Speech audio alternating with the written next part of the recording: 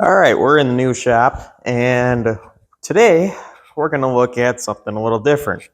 Not the 71 Roadrunner, not the 71 Shaker car, but a car that just made its way back home from our other storage place that we're now done with, our 1970 Cuda. So, as you can see, it looks a little different than last time you guys saw it, but it really isn't different. It's just kind of mocked up right now. So, quick recap on this car. This is a 1970 Barracuda. It is originally a 318 car, nothing real special, but it is vitamin C orange with black interiors. That's kind of a cool combination.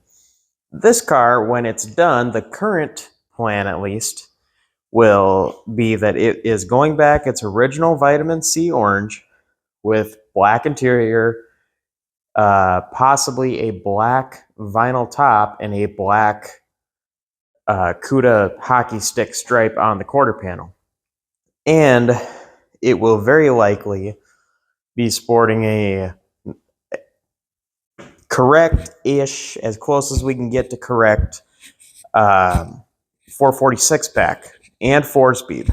So I have a 70 440. I have a 70 date code 4-speed. I have the pedals. I have a lot of the parts for the car already.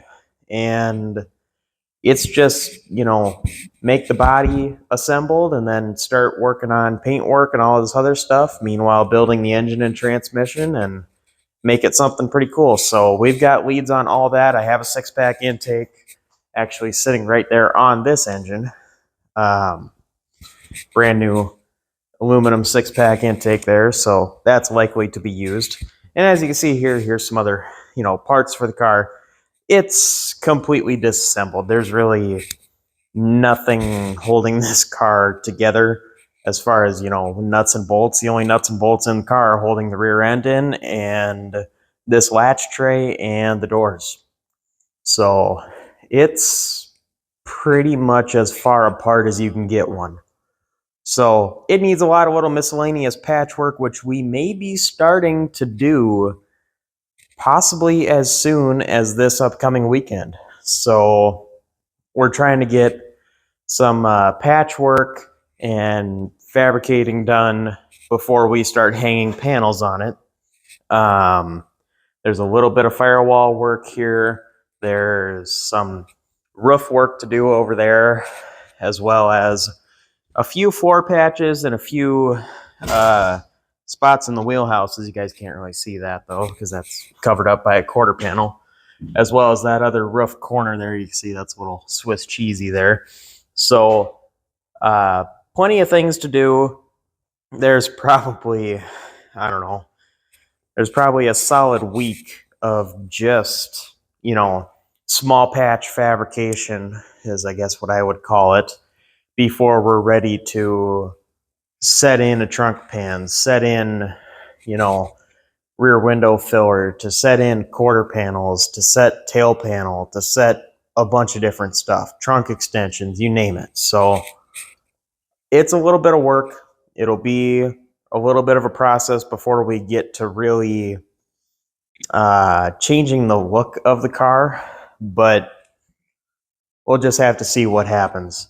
And I've got a new friend that's going to help with the fabrication work and is going to help with the welding and everything else. I've done it before. I think I'm okay at it. I'm still learning a little bit here and there. And this guy sure does seem to know his stuff very well, and he can help teach me the few things that I don't know and definitely be a assist in not just this, but everything. So he's done stuff before. He showed me some of his work, and I'm excited to see what we can do when we kind of put our ideas and skills together on the thing. So this is probably going to be one of the earlier projects to start working with him on, as well as the B7 Blue Post Roadrunner just needs a quarter panel. We may start with that, or we may start with the small fabrication patches on this. I'm not yet sure, but you'll find out within the next 10 days or so, I would say. So this could be really cool. I just real quick set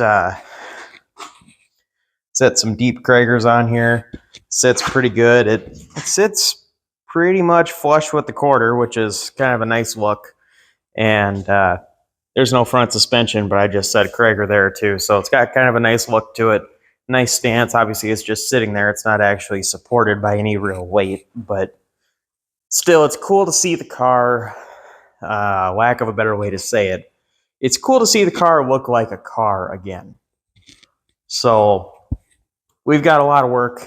It's going to be a lot of fun. It's going to be a long process, and it's going to be a lot of hours sitting behind the welder for sure. This is going to be, I don't know. I keep saying it's going to be a lot of work. I guess that's all I can really say. It's going to be a lot of work. It's going to be a process. Here's the other, where the quarter panel is off. See, I've got to trim this off, trim the door jamb area out, then I can actually test fit quarter panel here. But there's some rust here to fix. Obviously, we have to deal with this. And we'll probably do something with the wheelhouse as well because it is thin around here. And it's not ideal to try to weld anything to that. But I've got this piece to replace all this, so that'll be good. As well as, all this stuff, tail panel, trunk pan, trunk extensions. You guys get the deal. Anybody who's been around a Cuda especially knows and understands the amount of work when you replace that much metal on a car. So anyways, with that being said, that's kind of the long and short of it, but it's going to be a long process, but this will be a really, really, really cool car once we're done.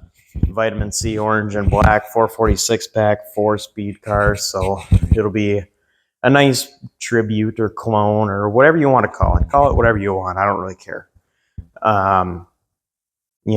It's going to be, the engine will be definitely a bump above stock, probably, 509 cam, headers, better flowing heads than stock, little port work, little this and that, maybe a little more compression.